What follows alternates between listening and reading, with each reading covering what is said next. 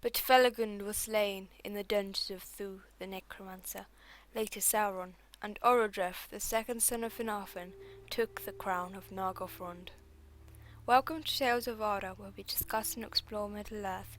We hope you are enjoying our video so far, and today we are going to look into the full history of the great city of Nargothrond. Nargothrond lay between the rivers Nenning, Narog and Teiglen.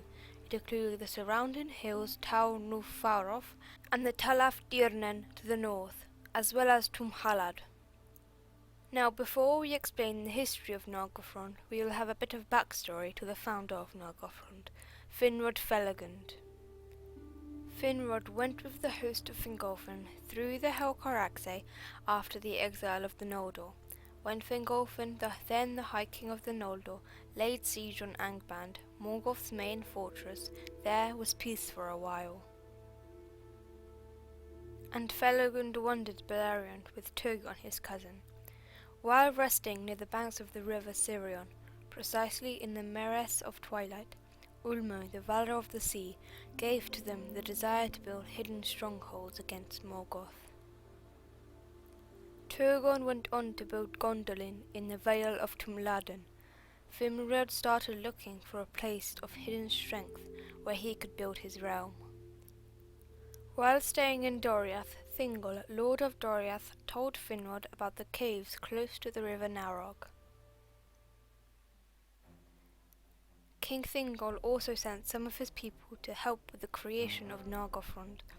Now, before Finrod came to the caves, petty dwarfs had lived there, and when the elves came, they were pushed out of their homes. The caves were first known as Nulukistin.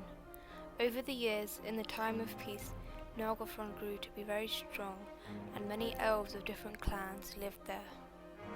Finrod also became great friends with the dwarves, who fashioned the Nauglamir out of jewels from Valinor. King Finrod Felegund was kind and a thoughtful king, and his people loved him. In 455 of the First Age, Morgoth broke the siege on Angband, beginning the Dagobragola, or the Battle of Sun and Flame. Finrod, hearing of this news, took a force of elves from Nargothrond and rushed to the aid of his kin. However, Finrod was cut off from his people and was ambushed with just a couple of soldiers. There the elf king would have perished if not for the bravery of Barahir, the descendant of Beor and the father of Beren One-Hand. Barahir and his men fought off the orc ambush and rescued Finrod. For this deed, Finrod gave him a ring, which would later be known as the Ring of Barahir. Felegund also swore an oath to give aid as he may to any of Barahir's kin. Shortly after this, Finrod returned to Nargothrond and strengthened in defences. Celegorm and Curufin, two sons of Fëanor, who were also Finrod's half-cousins, took refuge in Nargothrond. Years later, Beren, son of Barahir, arrived in Nargothrond and pleaded for aid. To marry Luthien, daughter of Thingol, he had to retrieve a Silmaril from Morgoth's crown. Finrod decided it was time to fulfill his oath to Barahir. When he told his people this, Celegorm and Curufin spoke also of their oaths, and that the Silmarils were rightfully theirs. Despite this political confusion, Finrod set off, leaving Orodreth, his nephew, as steward. However, Finrod would perish in the Isle of Tol Sirion, saving Beren. The people of Nargothrond mourned their king and made Orodreth their new king.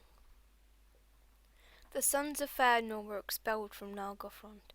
Now, in the early versions, Orodreth is the brother of Finrod, as said in the quote at the beginning. However, Tolkien later changed it to Orodreth being the son of Angrod, the brother of Finrod. Orodreth had two children, Gilgalad, who he sent for fostering with Círdan the shipwright, and Finduilas, who lived with him in Nargothrond.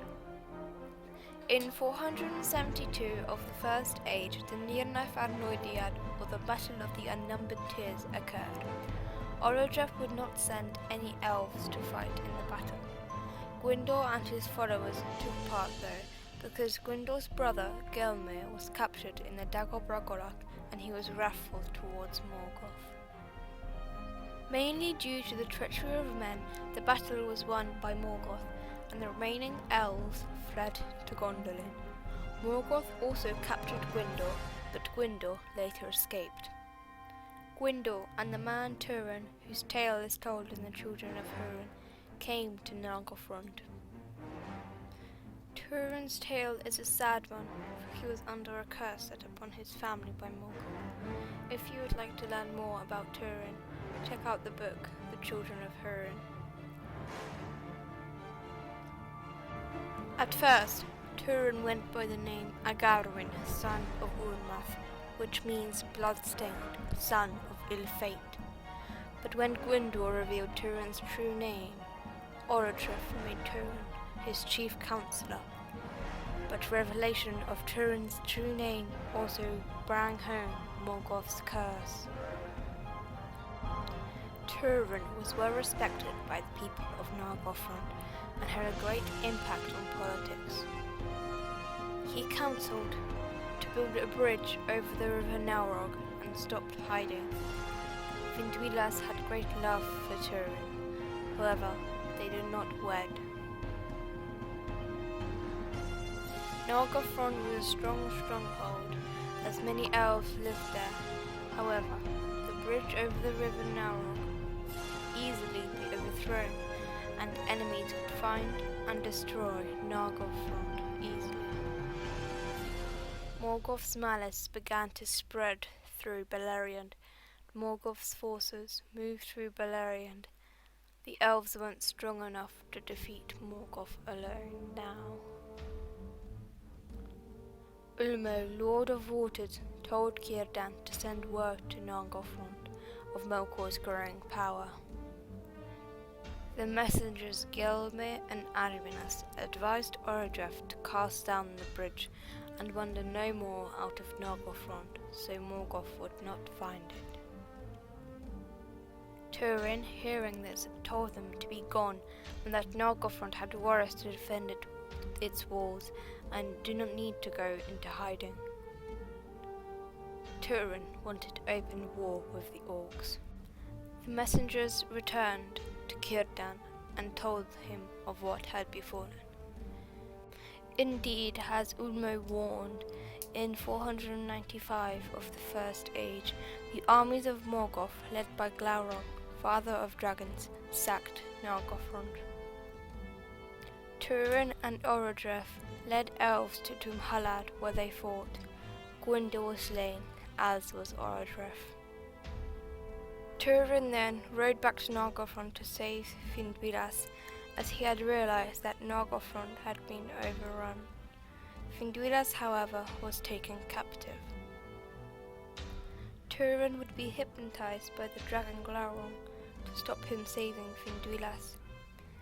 Turin would later search for Finduilas, but she also would be slain. Glaurung would claim Nargothrond and all of its treasures. But when Mablung and Nienor came to Nargothrond in search of Turin, Glaurung also went in search of Turin, who would later kill him. Then Mim, the petty dwarf, who betrayed Turin while staying in his home, came to Nargothrond. Soon after, Húrin the Steadfast, father of Turin, also came, and for revenge he slew Mim.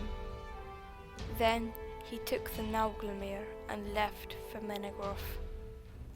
At the end of the First Age, Nargothrond sank beneath the waves, as the rest of Beleriand.